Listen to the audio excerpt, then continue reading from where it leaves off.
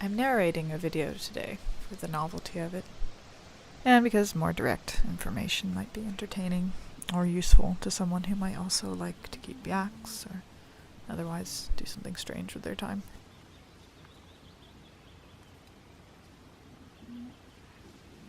This story begins with the creation of another canvas tent, my second one, and a much easier one I found. My first was a round bell tent, but this is a medieval style get-out, which is smaller and more rectangle and oval.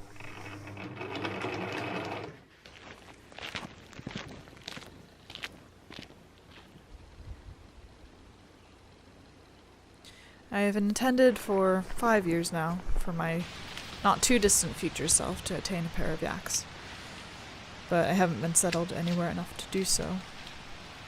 I was working on it by moving to Sweden, but by most standards I still only had a toe dipped in the country.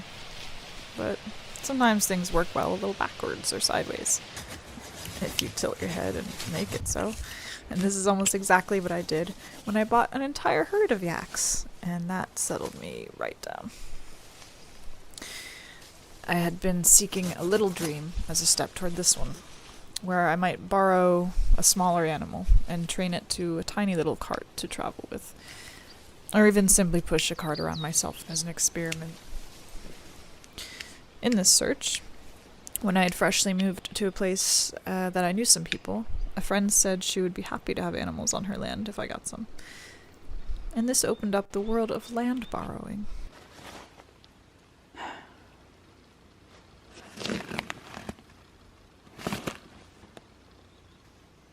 I was happy to learn that in Sweden, people often want animals to graze their land, but don't have their own. Then I saw a rare ad for a yak herd at a modest price, and I knew it was time. Or at least time to make it time, now that I'd planted a skinny little root.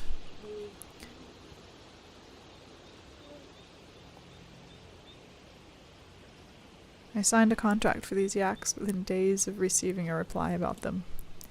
Sight unseen. Yep. Foolish and wonderful, as many of the best decisions are.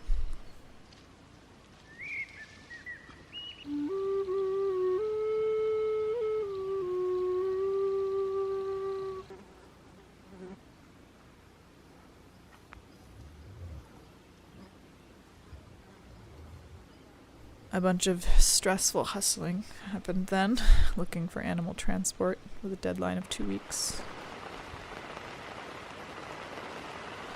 Finding unused grassland and proposing to owners that I fix fences and let the yaks graze there.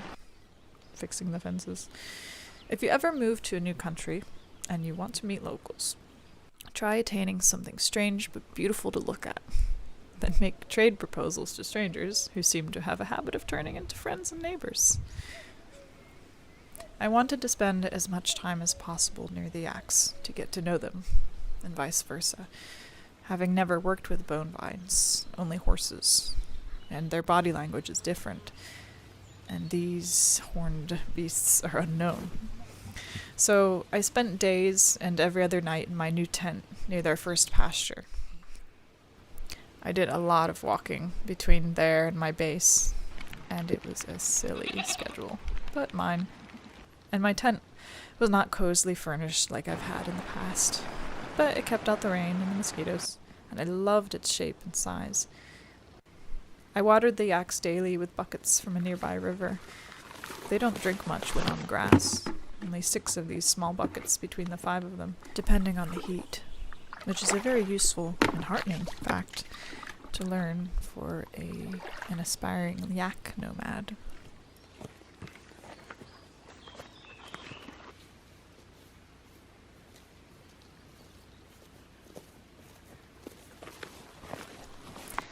I know a bit about animal handling, but very little about yaks.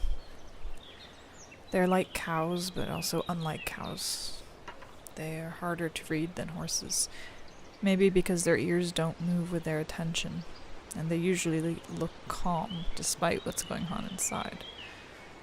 Going in the pasture with unknown animals poses a risk, but it felt natural to get started this way. And I don't have fancy corrals or anything. So I spent time just being around them, being delighted by how close I could get when they're laying down, finding bits of their hair in the grass, and making sure they got used to my voice and presence.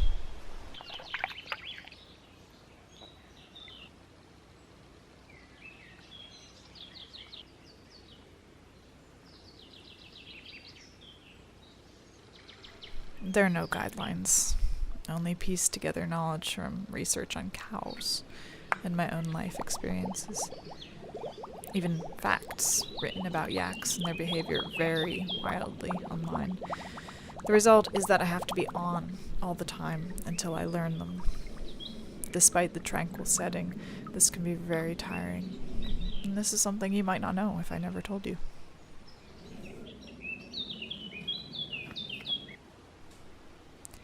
With animals, I like to work slow fast, which means taking things slowly and calmly by getting as much time and progress in as I can within that frame of patience.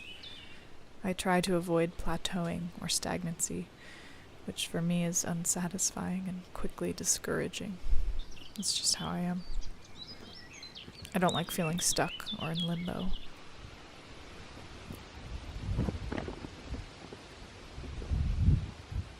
These yaks are adults, and most have been handled very little.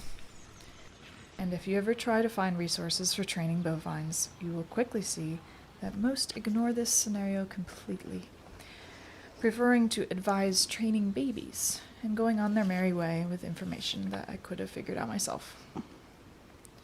Most don't have anything to say about horns or aggressive defensive behavior either. Here I have about 2.5 weeks to learn these yaks and connect with them, and also move them to another pasture before I have to leave for a trip. I need to ascertain which 2 yaks are most suitable to keep as my own. But forgetting all that, I just want to touch one. If it will only just please let me.